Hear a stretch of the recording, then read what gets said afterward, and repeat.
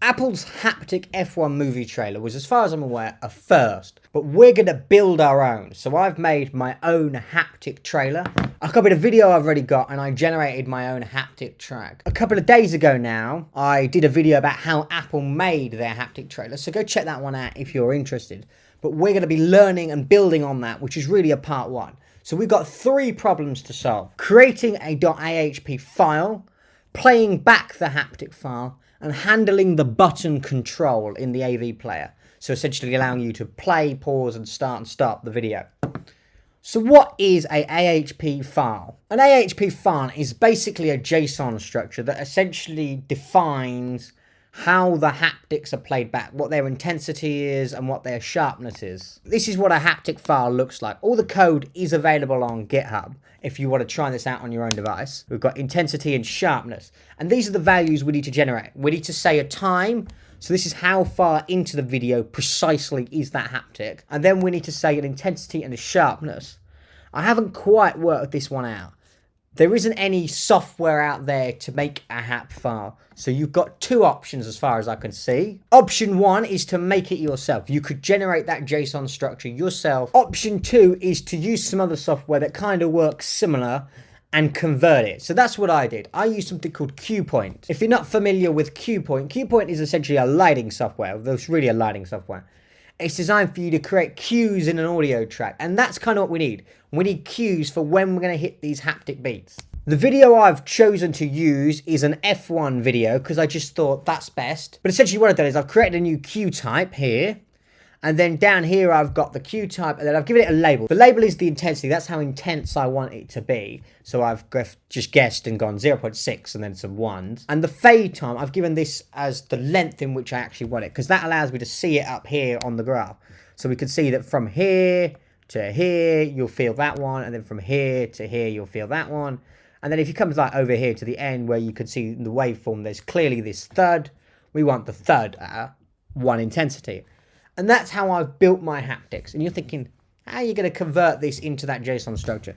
So what I did is if I export, you can export a cue point as millions of times. But we're going to do spreadsheet and tab. So I exported that. I'll put that in there so you've got that. If we open this up, in my Xcode project, I've actually created a convert.php file.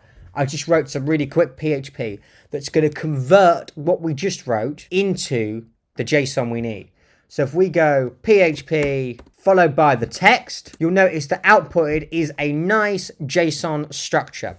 So I'm now just going to copy this into my project. Obviously, you could be a bit more advanced with how this goes, but this is just a simple, quick thing that I built. So here in my project, I've now got my AHP file.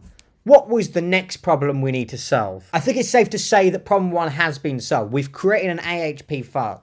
I've quickly made one using QPoint. I'm not saying it's perfect, but it's a start. Of course, when this becomes more mainstream, there might be some software out there.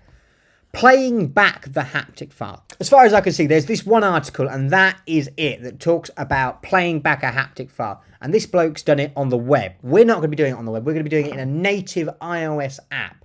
So how do we do that? Well, Apple have given us some good starting points. Playing a custom haptic pattern from a file is an Xcode project that already exists that essentially allows us to play back our intensity and our haptics.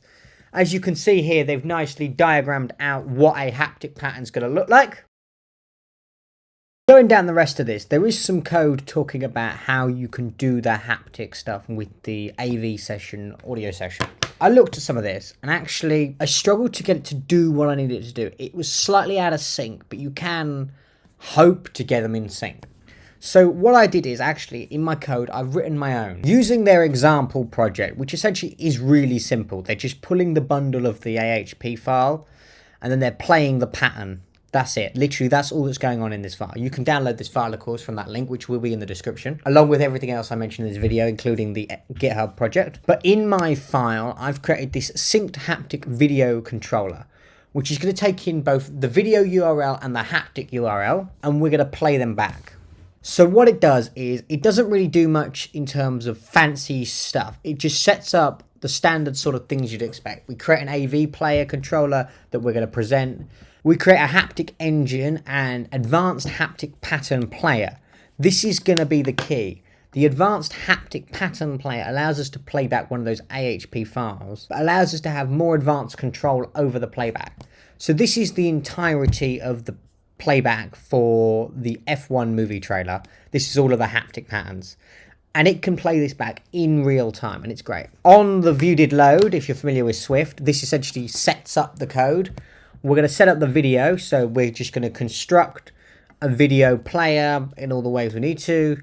And then we're going to set some observers. We need these observers for part 3 of our problem, which is actual control. And we're going to listen for play did end, we skipped, or play stalled. This means that we can stop the playback of the haptic engine whenever the audio session stops. I'm not going to go into too much detail about how this code is written. If you want to go see it yourself, go see it on the GitHub.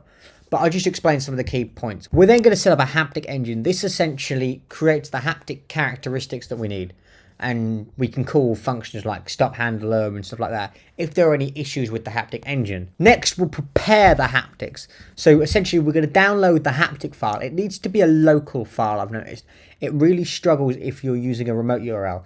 And actually, I'm just decoding it here into a haptic characteristic key, any. And then we're going to send this through as a haptic pattern to the haptic engine and get it prepared to start. And then at this point, now that we've done that, we've actually got a view on, which is an AV player controller, because up here, we mounted the AV player to the parent view. Of course, if this is a production install, you might want to wait for those URLs and make sure you can download them earlier, then present the view differently. But for this demo, it works perfectly fine. I'll run this in the simulator so that you can see what it looks like. Of course, in the simulator, you can't use haptic feedback, so you've got to run this on your physical device.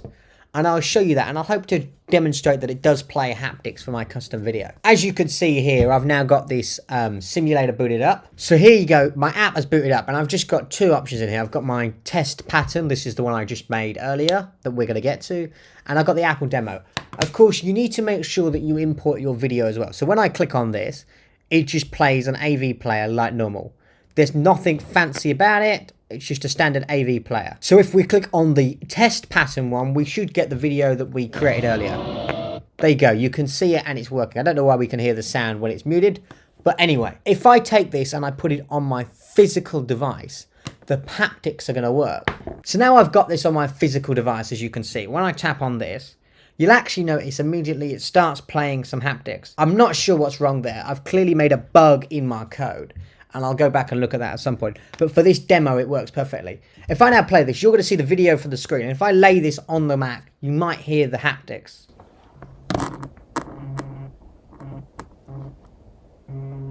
And just like that, we've made a haptic trailer. I think that's pretty cool. Of course, you can check all the code out on GitHub. And I think really that wraps this video up. We've covered all 3 points that we had to cover. So hopefully I'll see you in the next one where we're doing some other crazy tech stuff. I've got some crazy ideas lined up in the pipeline. But anyway, see you in the next one. Goodbye.